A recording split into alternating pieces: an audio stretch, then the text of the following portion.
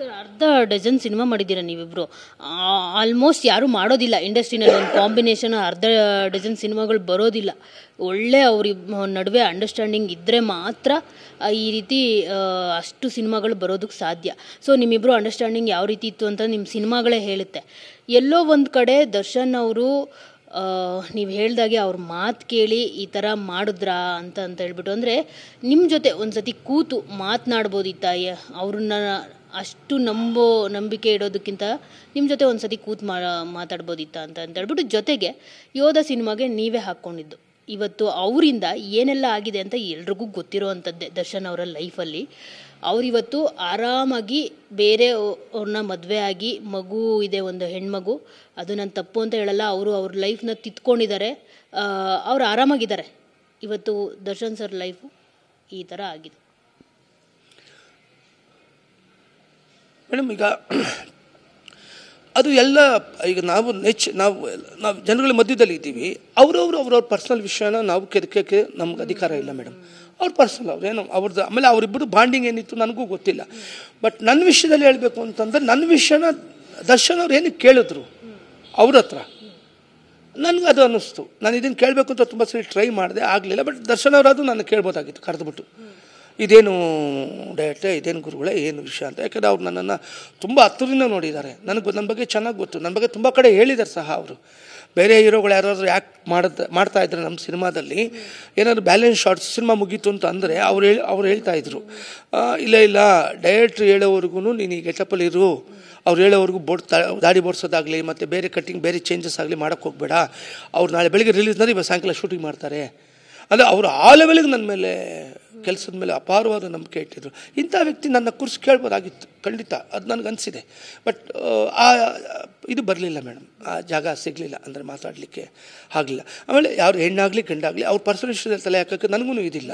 So ನಾನು ಅದನ್ನು ಕೇಳಕ್ಕೆ ಹೋಗಲಿಲ್ಲ ಮೇಡಮ್. ಅವ್ರು ಚೆನ್ನಾಗಿದ್ದಾರೆ. ನಾನು ಒಂದೆರಡು ಸಲ ಇತ್ತೀಚೆಗೆ ನಾನು ಬಾಂಬೆನಲ್ಲಿ ಒಂದೆರಡು ಸಲ ಮೀಟಿಂಗಲ್ಲಿ ಇದ್ದಾಗ ನನಗೆ ಸಿಕ್ಕಿದ್ರು ಅವರು ಮೇಡಮ್. ನಾನು ಅವ್ರ ಮನೆಗೆ ಹೋಗಿದ್ದೆ, ನಾನು ಅವ್ರ ಮೇಲೆ ಊಟ ಮಾಡ್ಕೊಂಡು ಬಂದೆ, ನಾನು ಜನರಲ್ಲೇ ಮಾತಾಡ್ಕೊಂಡ್ಬಂದೆ. ಈ ವಿಷಯನ ಪ್ರಸ್ತಾಪನೆ ಮಾಡಲಿಲ್ಲ ನಾನು. ನೀವಿಬ್ರು ಚೆನ್ನಾಗಿದ್ದೀರಾ ಇವತ್ತು? ಚೆನ್ನಾಗಿದ್ದೀವಿ ಅಂತಂದರೆ ಎದುರುಗಡೆ ಸಿಕ್ಕಿದಾಗ ನಾನು ರೆಸ್ಪೆಕ್ಟ್ ಮಾಡಬೇಕು ಅವ್ರಿಗೆ. ನೀವು ಹಿಂಗೆ ಮಾಡಿಬಿಟ್ರು, ಈ ಥರ ಮಾಡಿಬಿಟ್ರೆ ವೇಸ್ಟ್ ಮಾತು. ಯಾವತ್ತೂ ನಡೆದಿರೋದನ್ನು ಇವತ್ತು ಚಂಕ ಹೊತ್ಕೊಂಡು ಕೂತ್ಕೊಂಡ್ರೆ ಏನು ಸಿಗುತ್ತೆ ಅದರಲ್ಲಿ? ಏನೂ ಸಿಗಲ್ಲ. ಅವ್ರಿಗೂ ಗೊತ್ತು, ಅವರೇನು ಬುದ್ಧಿವಂತರಲ್ವೇ? ನಾನು ದಡ್ಡ, ಅವ್ರು ಬುದ್ಧಿವಂತನ? ನನಗೂ ಗೊತ್ತು. ಏನು ಮಾಡೋಕ್ಕಾಗಲ್ಲ. ಈಗ ನಾನು ಕೇಳಿದ್ರೆ ಸರೋಗುತ್ತಾ? ಸರೋಗಲ್ಲ, ನೋ ಪ್ರಾಬ್ಲಮ್. ಅದಕ್ಕೇನು ಮಾಡೋಕ್ಕಾಗಲ್ಲ. ನಮ್ಮ ಮನೆ ಬರ, ನಾವು ಸರಿ ಇಲ್ಲ ಅಂತ ಅಂದ್ಕೊಂಬಿಡೋಣ. ನಾವು ಸರಿಯಾಗಿ ಟ್ರೈ ಮಾಡೋಣ, ನಮ್ಮದೇ ತಪ್ಪು ತಿದ್ಕೊಳ್ಳೋಕೆ ಟ್ರೈ ಮಾಡೋಣ. ಏನಿದೆ ಇದರಲ್ಲಿ?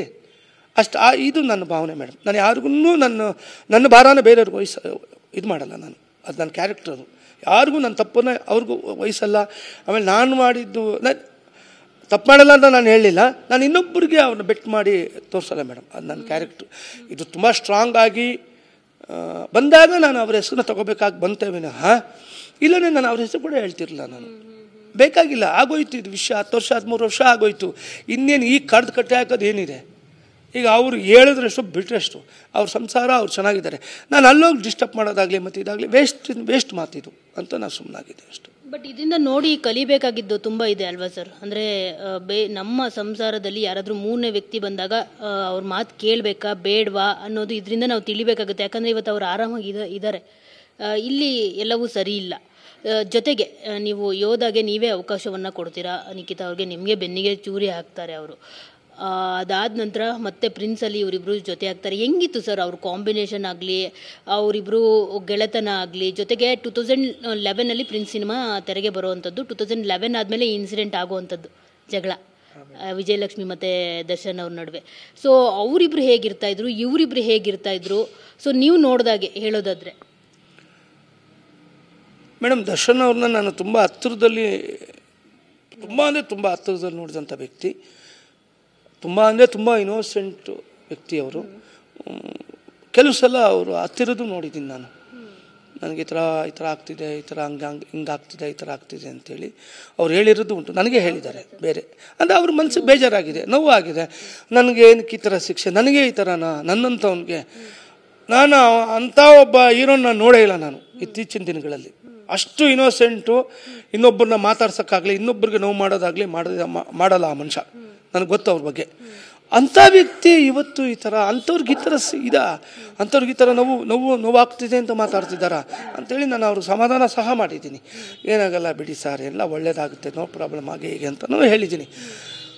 ಬರ್ತಾ ಬರ್ತಾ ಬರ್ತಾ ಬರ್ತಾ ಬರ್ತಾ ಇಂಥ ಒಬ್ಬ ಇನ್ನೋಸೆಂಟ್ ಗಂಟು ಇಷ್ಟೊಂದು ಪಾಪ ಅವರು ಅಗ್ರೆಸಿವ್ ಆಗಿ ಮತ್ತು ಕೋಪದಲ್ಲಿ ಈ ರೀತಿ ವ್ಯಕ್ತಿ ಈ ಥರ ವಿಷಯಗಳಿಗೆಲ್ಲ ಕಾರಣ ಆಗಿ ಆರೋಪಿಸಿದ ನಿಲ್ತಾರೆ ಅಂತ ನಾನು ಕನಸಲ್ಲೂ ಯೋಚನೆ ಮಾಡಿದೆ. ಆಗಲ್ಲ, ಅದು ಯೋಚನೆ ಮಾಡೋಕ್ಕಾಗ್ತಾ ಇಲ್ಲ ಅದನ್ನು. ಇವತ್ತು ನಾನು ಅದನ್ನು ನೋಡೋಕ್ಕೆ ನನಗೆ ಇವರ ಈ ದರ್ಶನ ಆಗಿ ನಿಂತಿರೋದು ಅಂತ ಹೇಳ್ಬಿಟ್ಟು ನಂಗೆ ತುಂಬ ಸಲ ಆಗಿದೆ.